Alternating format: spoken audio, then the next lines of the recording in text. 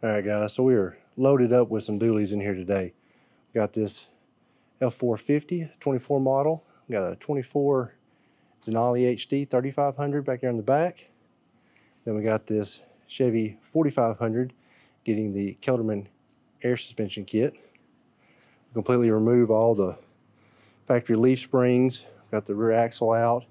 This is where all the bracketry for the 4-link is going to mount and your dual airbag system.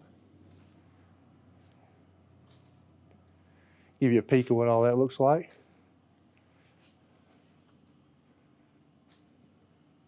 Sure, we'll do a video on this one as well. But of course, this video is going to be primarily on this 450 here, 2024 F450. It's got the 4-inch Stryker suspension lift on it. This is going to be the radius arm kit. It's going to come with your cradle that connects your traction bars. Makes it kind of flow under the truck all seamlessly like this. It does have the polished face plates. Those are also available in just a black with a milled accent as well. On the wheels and tires, we've got the 24-inch JTX triads, however you want to say that. It does have the floaters on them. We've got the 37-1350 Toyo MTs. As you'll notice, we've got wheel lights, rock lights. We've also got a train horn and your air overload system all wired into the factory aux lights, or the aux switches. Got the Fox 2.0 Resi shocks. Got your Stryker billet faceplate there. The rear mud flaps have already been removed when we got the truck, so all we had to do was just trim a little bit of plastic here. The front valance was removed and replaced with a trimmer, so no trimming there. I will note that when you're doing these kits, if you have a drop bracket for your sway bar at the frame right here, I wouldn't use that. I would use the extended sway bar link here so that it keeps it raised up so that the tire doesn't touch when you go full lock right here. Also got the Fox dual steering stabilizers on it. Give you a peek at those. Now these are the ones that are going to be made for the 450 that have the increased turn-in radius. Now, for some reason the Fox logos on these were turned straight up and they kind of looked a little odd, so we replaced the stickers and put those in the forward mounting position. Just they look a lot better.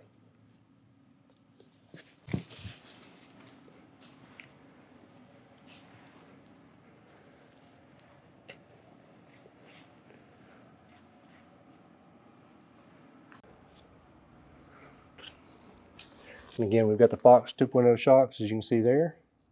They do have to be mounted at this angle because of the way your factory bracket mounts here. You're also going to have your ride height sensors that you're going to have to relocate and mount to the new radius arm.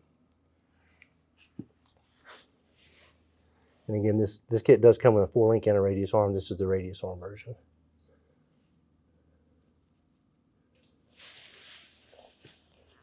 This is going to be your adjustable track bars. You can see we've also got the billet faceplate on those.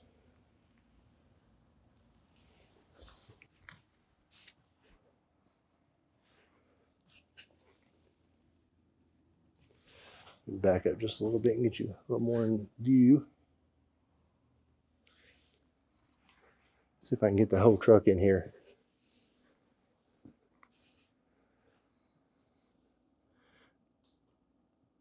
Really sick looking stance on this one. And it does clear lock to lock. Now on the rear we used a Ready Air dual bag kit, as you can see here.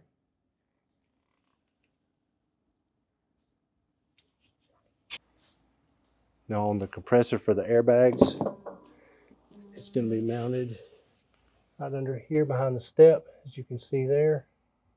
So it's got its own compressor, and it can be controlled with a wireless remote or your phone.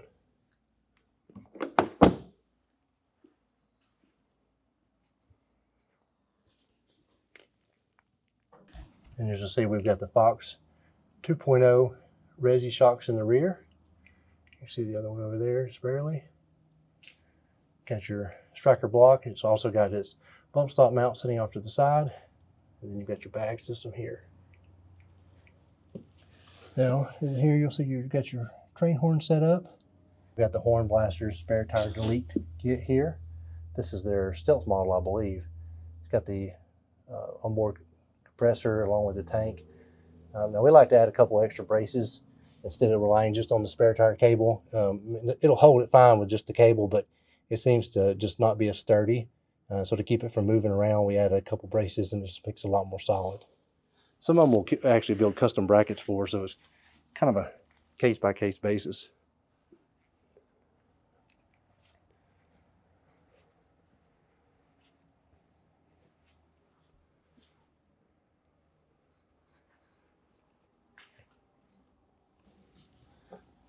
Yeah, on this side, you can see the front.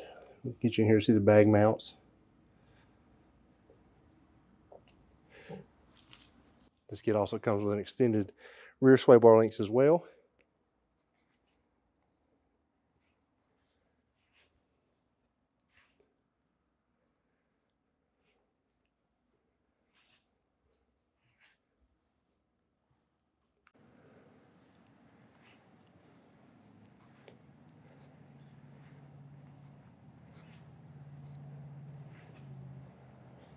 And again, we've wired everything into the factory aux switches, so it can all be controlled that way. Now the air overload system is not wired into aux system. You've actually got a remote for that.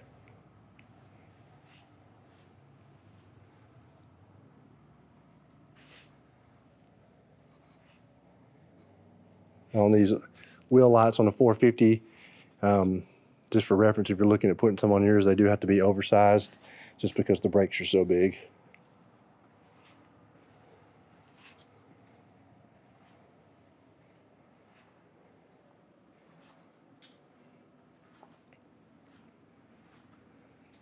I don't know if I've mentioned or not, but the lights that we used on the rock lights were the rigid lights.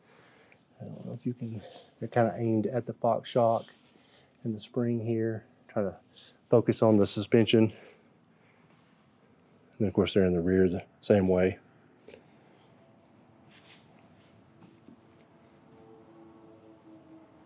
All right, guys. Well, I say that's gonna be it. I'll go ahead and give you a peek at this 2500 as well, or 3500. This one's getting the BDS 5-inch lift, which is currently in progress.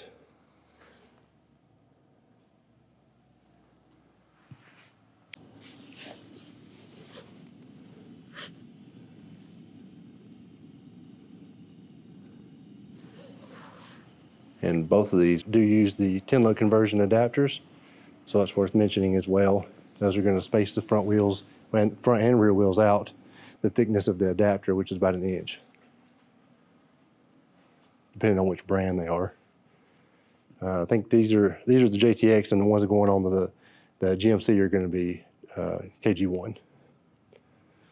That's going to be it on this one, guys.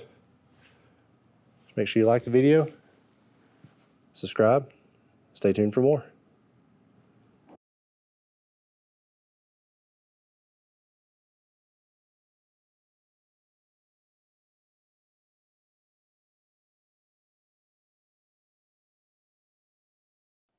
Now on this one, we've got the black 24-inch KG1 wheels. Now both of these are going to be using the 10-lug bolt-on wheel adapters.